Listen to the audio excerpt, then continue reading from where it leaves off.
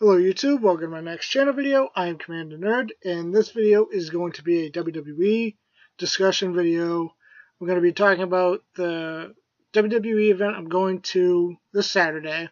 I'm also going to talk about the draft, Roman Reigns suspension, and I'm going to talk about some stuff that I hope happens in the future.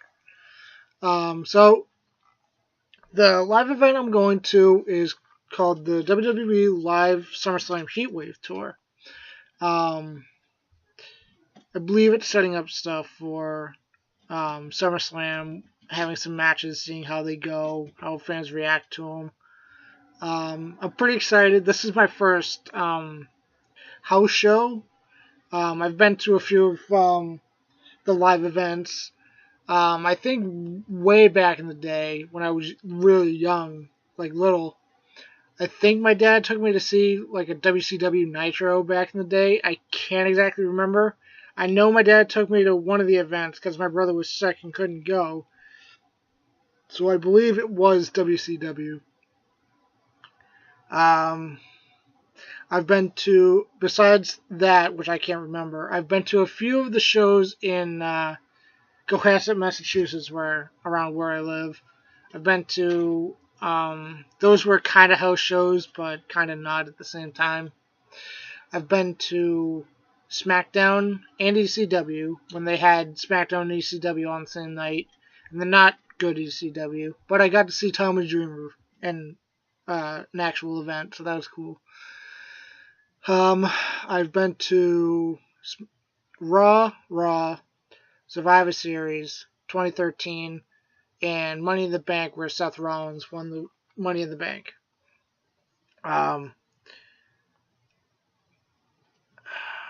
Speaking of Money in the Bank, this past pay-per-view was WWE's Money in the Bank, and there's a new World Heavyweight Champion. There were actually two new World Heavyweight Champions. So Seth Rollins finally returned from his injury. It was good seeing him come back. He won cleanly, which I think will have to do with Roman Reigns' suspension. And then when Rollins won, Dean Ambrose cashed in his Money in the Bank contract, and he's now the World Heavyweight Champion, which is awesome because it's something nobody thought would happen, especially me, because the way they've been using Dean Ambrose a lot lately. So, interested to see what they do with it. I really hope he doesn't just hold it till Battleground and drops it to whoever. I hope he has at least a good run with the World Heavyweight title. Next, I'm going to talk about the draft. Now, there's been talks that WWE has contacted a bunch of wrestlers to come to the WWE for the draft. They've talked to Kurt Angle, they've talked to Jeff Hardy, they've talked to Bill Goldberg, and they've talked to Rey Mysterio. Those are the four that I'm aware of, but the ones that interest me the most, I don't really care about Rey at the moment anymore, but Kurt Angle and Bill Goldberg are the ones that stand out to me. Jeff Hardy is kind of because he screwed up his last run with the company, but I'm very interested because I thought I'd never see Goldberg in WWE again. I knew I'd probably see Kurt Angle again, but with Goldberg, he left on very bad terms with the company, and he's outright said that he does not like Vince.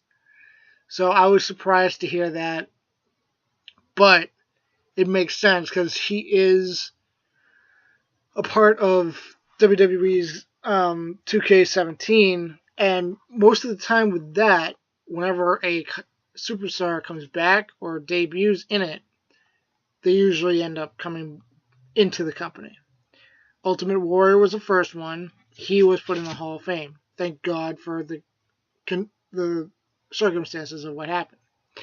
Then, following year, Sting was advertised to be in it. And then Sting made his debut that Survivor Series. And then now with Goldberg, I think Goldberg is probably going to make a return, which would be awesome. I think he'll probably be on SmackDown because they need a good roster for SmackDown for the draft. Because SmackDown, for the first time in ever, is going live on Tuesdays, which I think is better for SmackDown. Because I feel that with it being taped, it can leak out the results and everything, so people don't watch it or go to it. Because I hate those sites that reveal the results for events um, and stuff like that. But I feel they'll probably keep AJ Styles on Raw. I really hope they don't split up the Bullet Club, or the club. I'm so just gonna call them the Bullet Club. I really hope they don't split them up because that would just be stupid if they did. Trying to think. Cena will probably go to SmackDown to be the head guy for SmackDown. Yeah, I'm not really sure who is gonna go where, but the whole brand split is gonna be similar to how it was back in 2002 when they first did it, because they're gonna have two separate pay-per-views, one for Raw and one for SmackDown, which I think is awesome. Because I loved it when they had two separate pay-per-views for each brand. And honestly, back in the day, I liked SmackDown better than Raw. Because I didn't have cable back then, so I was stuck with watching SmackDown. And honestly, SmackDown, they had the better wrestlers on there. Yeah, Raw had like good stuff going on for them, but SmackDown had The Undertaker, SmackDown had Kurt Angle, had Eddie Guerrero, had John Cena at the time when I actually liked Cena. They had Rey Mysterio. They had a bunch of guys down there that you'd never thought would have at least a good push with the company. But with the brand split, the smaller guys will have a better opportunity there, which I think is great. So, and they're gonna have two separate champions. SmackDown will have their main champion. Raw will obviously have the World Heavyweight title. So, I don't know if they'll have other belts for SmackDown. I doubt it, but maybe they'll bring back the Cruiserweight title. Maybe they'll bring back,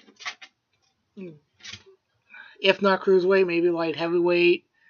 Maybe the European title, which I love, because I loved that title when I was growing up. But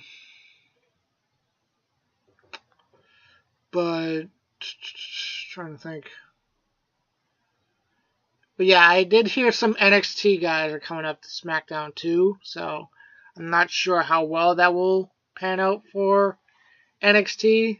But other than that, this has been my WWE discussion. Sorry that I've been away for the past 2 weeks. I just needed a small break.